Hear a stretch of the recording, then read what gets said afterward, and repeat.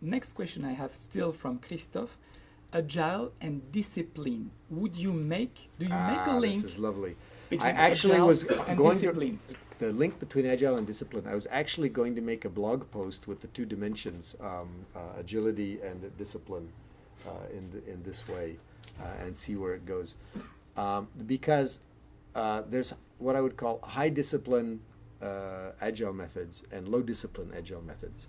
And extreme programming is the poster child for high discipline agile method. It is so highly disciplined that I have no interest in doing it. My stuff, on the other hand, is Crystal is the poster child for the low discipline method.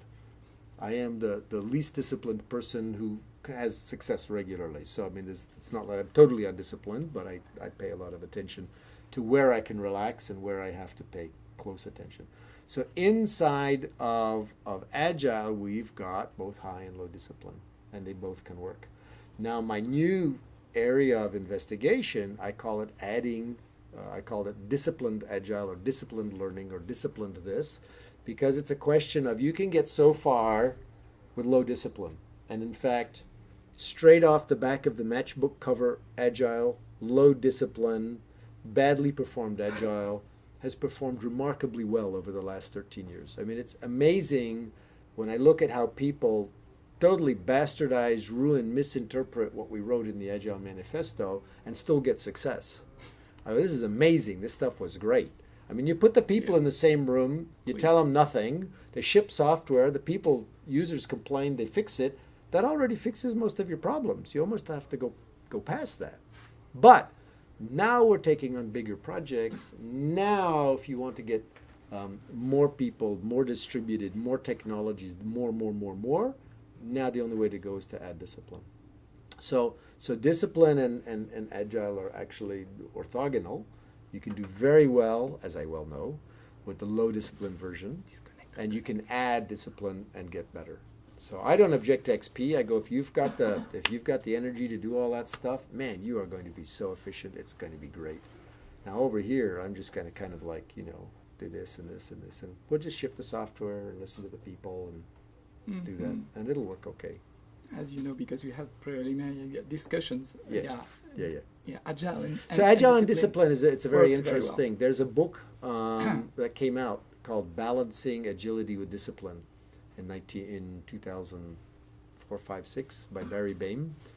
And we actually had a lot of discussions with him about his choice of the word discipline. And in the end, he chose the word plan-centered. So go back to the word adaptive. Adaptive is a great way. Your plan is adaptive. The negation or the alternative to an adaptive plan would be a predictive plan. So if you look at the alternative to agility, forget waterfall. You have people who have a predictive mindset. They want to predict things and they hope the prediction will be true. They're the people with the adaptive mindset who, whatever planning they do, trust that things will all get wasted and they'll have to make changes, right? So at the end of all of these discussions, he came to see that predictive was the word he wanted, but he had chosen plan-driven, and he said, I couldn't call the book Balancing Agility with Planned-Drivenness. It's not going to be a book title. So he selected his original title, Balancing Agility with Discipline, recognizing that's not what he was talking about at all. But for you guys who want to have a balanced discussion, I love balanced discussions, you get the words predictive and adaptive.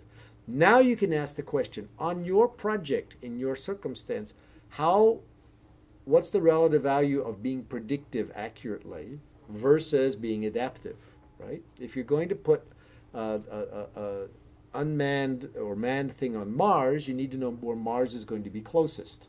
That's predictive, right? You can't just throw something up out there and then wander around the solar system till you find Mars, right? So there's a case where predictive is advantageous. Right? And if you're building airports in the monsoon season in Southeast Asia, you better be adaptive, right? Even if you want to be predictive. So those are examples. So if you guys can take away the words predictive and adaptive, that would be really good. What else you got? Yeah, and to be predictive, probably we need... That's where discipline comes in. It's one of the places where discipline comes in. And in discipline, probably behind the fact to want to plan and achieve planning, probably there are a few items that we can pick up here and there personally I tried and works very well. Risk management, Yeah. dependencies Yep. management, Yep. issues management. Yep. Such few things that And combine to Agile. I want to agree with you here. The Agile crowd, by and large, has thrown all the old stuff out the window, including the good stuff like basic risk management plans, dependencies, and so on. What I call the fundamentals of project management. Now, what we do typically is we find a cheaper, faster, shorter, more collaborative way to do the same thing. So I have a technique that I've documented, that I saw someone do, I've used it, I've documented, which I call a project planning jam session, like jazz jam session. Great. You get all the people in the room for between 2 and 6 hours, and you make a master plan for the project with all the tasks on cards, the length of the room if you need to. But it's collaborative, it gets everybody involved, it's lightweight, it's fast, it's relatively fun, and it's done in a day. So this would be an agile For sure. approach, restructuring of of absolutely classical PERT chart construction. Okay, thanks, Yeah. Alistair.